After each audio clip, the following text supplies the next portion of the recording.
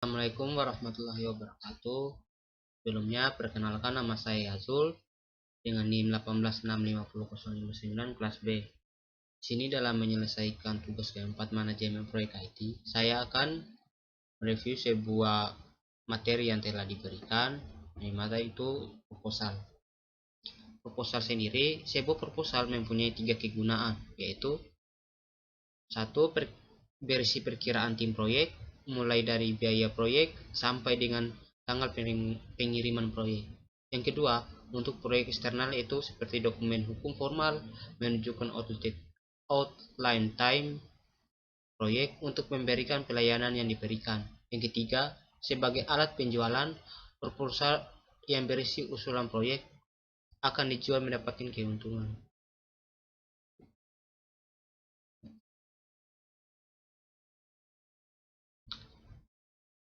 Beberapa fase dalam membuat proposal proyek software, yaitu buat fase analisis sebagai kecil proyek usulan untuk dikerjakan dalam proposal analisis proposal. Yang kedua, setelah analisis dikerjakan, usulkan sisanya dibangun dalam proposal pembangunan development proposal.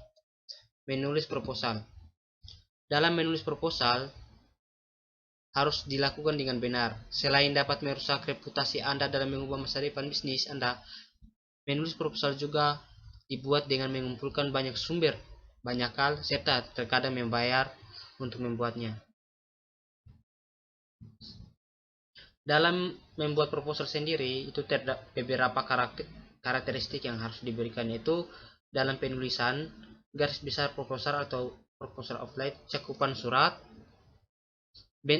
bentuk dimulai dengan teks pendahuluan, paragraf memberikan penjelasan dengan dari sistem seperti hardware dan software, dan paragraf jelaskan yang merupakan proposal analisis atau proposal pengembangan. Penutup, akhiri surat proposal dengan pernyataan yang menunjukkan kecepatan Anda membuat keputusan di surat. Bagian penutup disertai batas akhir penentuan harga, halaman judul, daftar isi. Ini beberapa contoh dalam membuat sebuah proposal dengan tujuan menggambarkan masalah bisnis disertai penyelesaian HZ, ukuran tingkat dan batas yang disarankan. Kedua, ruang lingkup skop, keuntungan, keuangan dan rencana, kemampuan dalam menyampaikan. Daftar user akan menyajikan hardware, sistem operasi, paket software, buat daftar secara rinci, keadaan bagaimana, pilih salah satu fungsi, kapasitas, tanggal pengiriman, penerimaan, alternatif, istilah kondisi pendapat. Daftar yang dapat diisi adalah semua kondisi yang diinginkan untuk bekerja dalam proyek internal. Proposal informal. Proposal tidak harus dibuat di ruang rapat. Proposal tersebut dapat dibuat menjadi informal melalui telepon, tempat latihan golf, bahkan di presentasi proposal secara formal yang dilakukan di ruang rapat akan selalu membutuhkan tempat, tetapi user sudah siap mengetahui hal-hal utama yang akan dikemukakan. Persetujuan proposal internal. Ada aturan di Dutch Software Service yang menyatakan bahwa proposal tidak dapat keluar sebelum mendapatkan persetujuan dari manajemen tinggi. Persetujuan manajemen tingkat tinggi berhubungan dengan sejumlah yang diusulkan. Peraturan ini untuk menghindari hal-hal yang tidak diinginkan. Presentasi proposal. Selalu siapkan presentasi, siapkan dan buatlah jadwal semua peralatan yang dibutuhkan seperti transparansi, proyektor, layar, sebuah terminal, dan modem untuk berhubung ke dalam sistem yang mirip dengan. Langkah-langkah presentasi dalam proposal. Buatlah ucapan membuat, perkenalkan tiap peserta dan nyatakan tujuan pertemuan tersebut. Perkenalkan proposal Anda secara garis besar.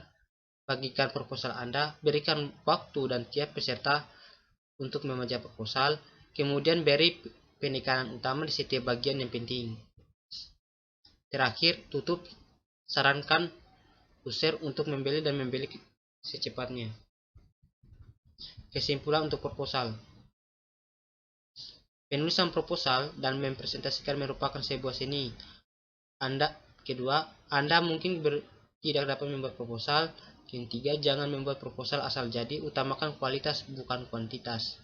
Selanjutnya, jangan janjikan sesuatu yang tidak dimintai oleh klien. Selanjutnya, serencana membeli solusi untuk setiap masalah. Dan terakhir dan akhir, sebuah proyek eksternal, sebuah proposal adalah kumpulan dokumen yang sah. Hal ini seharusnya dibuat sebaik mungkin, seperti proyek di dalam yang dengan resmi dibuat seperti jika melakukan kontrak eksternal.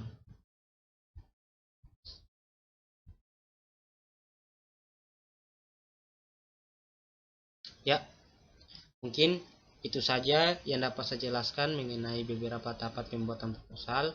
Kurang lebih mohon dimaafkan. Saya akhiri dengan ucapan wabillahi taufiq wal hidayah. Wassalamualaikum warahmatullahi wabarakatuh.